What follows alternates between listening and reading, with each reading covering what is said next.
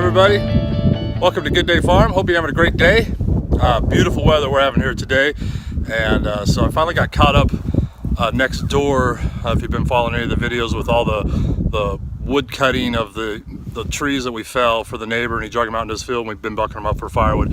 Anyhow, that's been I guess going on almost 2 weeks, working all day on the weekends and then a couple hours every morning before I go to work. Finally got everything all bucked up, and he's going to haul all of it down to an area in front of his barn where I can start splitting it. That'll probably be next week before I'm able to start on that.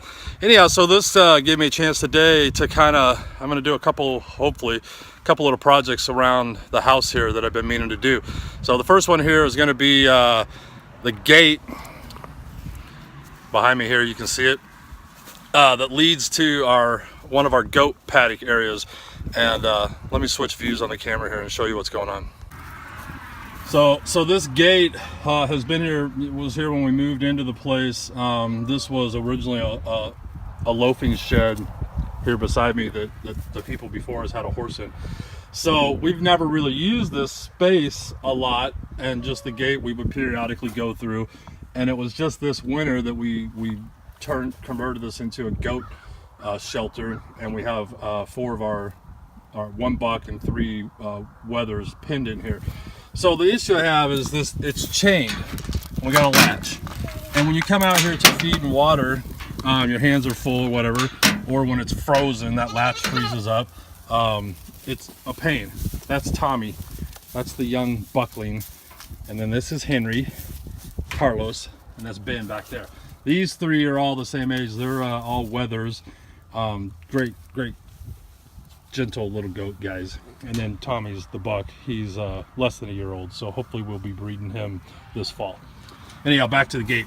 The problem I have here for the latch that I'm going to put on is it's designed to mount to a post, and the gate would swing by left or right, and it catches it in the center.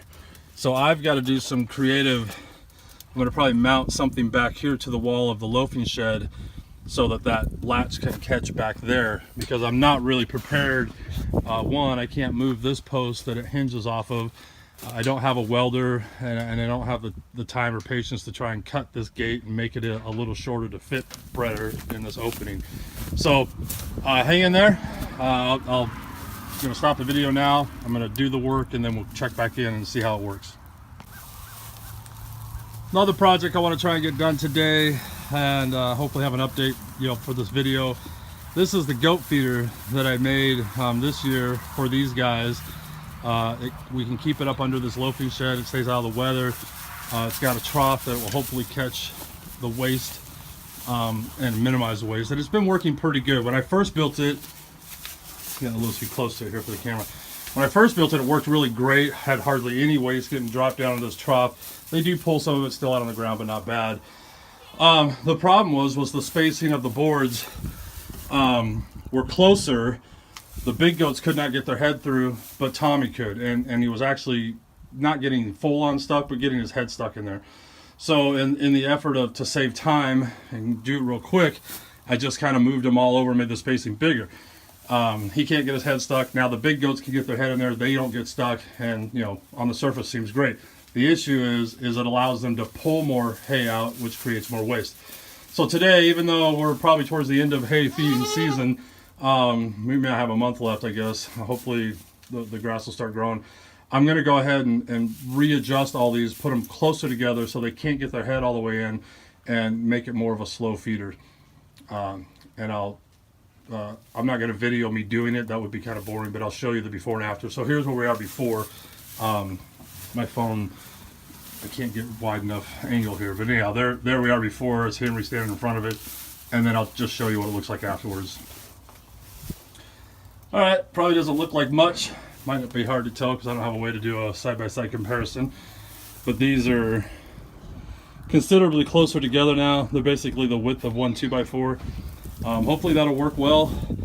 It's closer than what I originally had them, closer than what you just saw. So hopefully, I know the big goats can't get their head through that. Hopefully the little one won't, and he's growing, so over time he won't be able to. Like by next winter, this won't be a problem. So anyhow, that's one little project. Doesn't seem like a big deal, I guess. But you know, it's these little things that we have to do all the time around here, little adjustments and tweaks that add up to a lot of time. So I've been so busy with cutting firewood lately that these things are catching up. So yeah, on to the next one.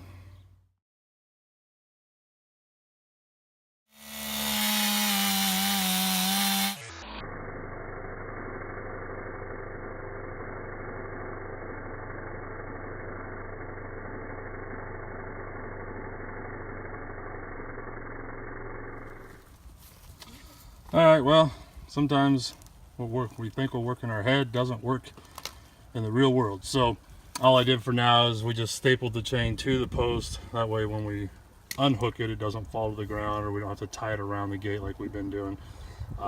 This will work for now. What I'm going to eventually have to do is set a post out here on this corner so I can mount my gate hardware to it, and then it'll be a easier one finger pull type gate latch. But that'll have to wait till the ground gets a little more thawed out. We're thawing out with the warm weather, but I don't want to set a post right now. So yeah, that's a quick fix. Do a lot of those around here.